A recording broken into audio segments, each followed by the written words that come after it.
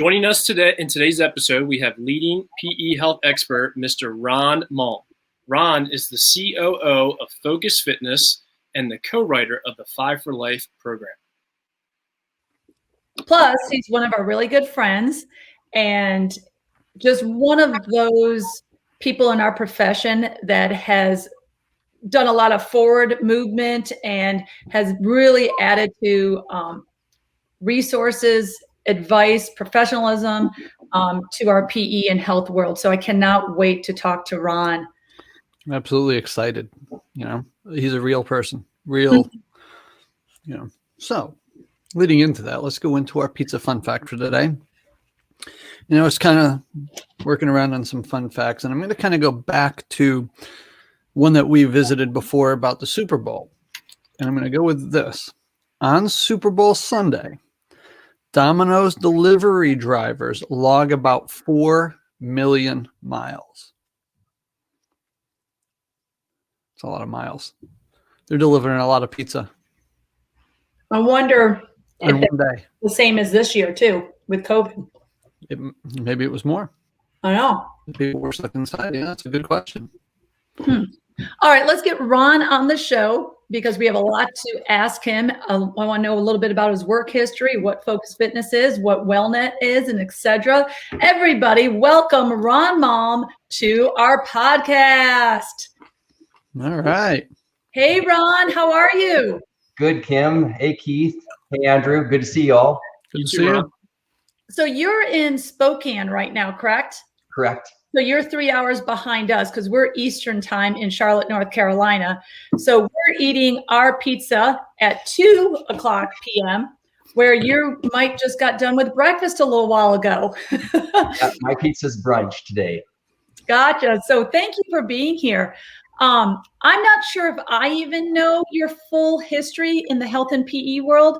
So can you elaborate on your background in health and PE, how you got started? Were you a PE teacher before you became Chief Operating Officer in Focus Fitness? Because that's something I'm interested in. I bet some of our viewers want to hear.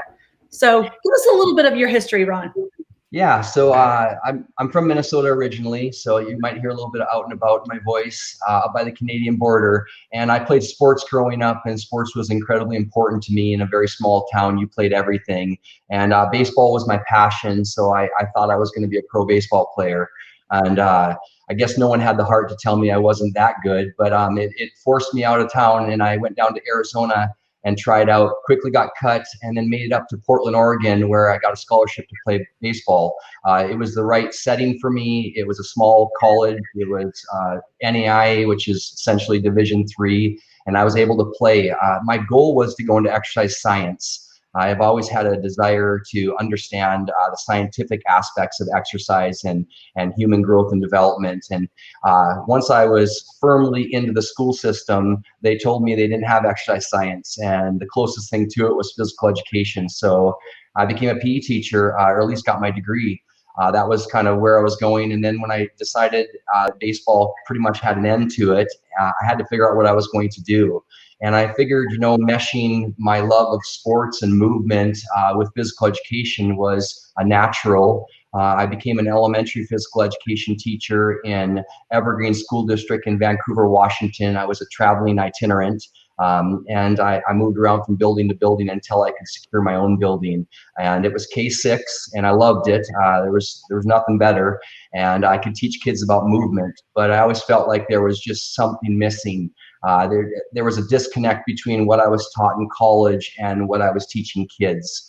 And so it's kind of my background. I from there moved to Spokane, Washington, where I currently reside and have for the last 2 decades. I raised my family here. I have 3 children. My wife's a teacher. She's a kindergarten teacher, and the best one there is. And I taught here as well in Spokane Public Schools, and I taught elementary and middle school physical education.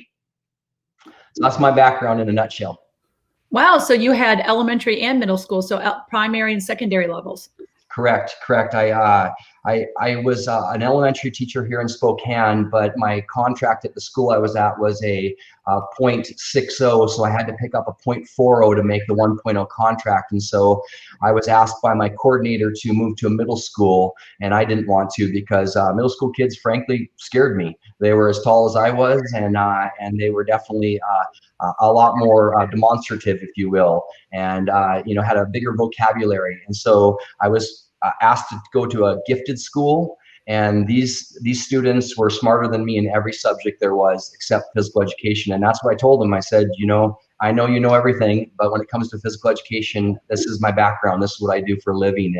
And I went ahead and I taught them to the best of my ability. I created relationships with them. It certainly wasn't easy to start, but I think that together we understood each other, and they understood that there were certain things I wasn't not going to do, and there were certain things I knew they were going to do, and we were just going to work through it. And when I eventually resigned from teaching in 2007, it was the hardest thing I ever had to do, was to say goodbye to middle school kids, because they wanted to fight you every day. And I don't mean physically fight you, I mean mentally, because they're trying to figure out where they're at in life. And I respected that.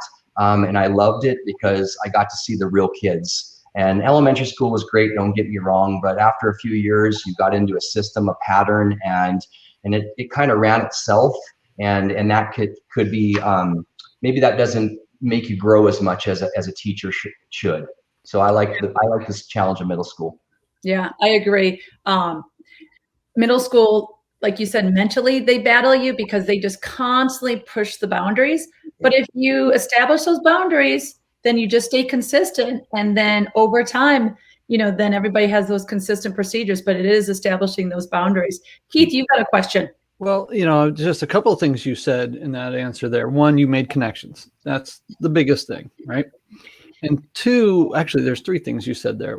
Another one was with elementary. I can see you getting into a pattern because my background is 14 years of elementary. And you're right. Once you get that system down, it does run itself. And you really have to force yourself to grow at that level because, you know, we only saw our kids once a week. So it's kind of, you know, your schedule was determined by field trips, work days. All right. So what classes am I catching up? What am I cutting out?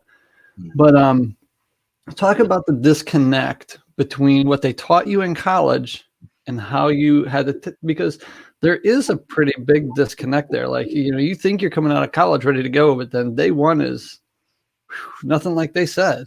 Yeah.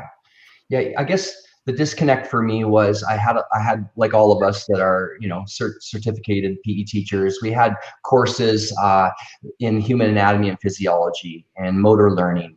And again, you have to understand, I started teaching in 1995, 96. So things have changed quite a bit. And I'm sure the educational system, you know, post-secondary has also changed. But we had a lot of those classes, and I did not see a direct relation when I got into the field. There were a lot of times where, you know, as long as I kept my kids sweating, smiling, and no blood, I was considered a good teacher. I had an evaluation every year, and my principal would come down to watch me, and I could have told you what my evaluation was going to be before he or she walked out of the room, because I was a good manager. I can manage kids because I think I'm a kid. I mean, my head moves like a kid. I can only stay on something so long. So I had, you know, quick turnarounds. My transitions were tight, and, you know, and yes, I'm very directive in my teaching style, but that doesn't mean I'm a good teacher, and that doesn't mean that my kids are necessarily learning. And I'm pretty, yeah, I'm a little weird when it comes to what I think kids should learn. I mean, to me, anybody can get kids to move. That's not hard, no offense, but I don't think that's what a good quality physical educator is. It's someone who can get them to move while they're learning at the same time. And then when they walk away from there, can they have a conversation at the dinner table that night, if they have one, or can they have a conversation with an adult or someone close to them about what they learned in class? Because ultimately that's my goal. I'm only going to see them for, you know, a year or 2 years, 6 years, whatever it is, but what are they going to do when I'm no longer there? That's the key to me. And so that's, hey, I mean, you're only 8 once, but, you know, you're going to be 38 and 42 and 62. And, you know, you have to know how to be fit and healthy for the rest of your life.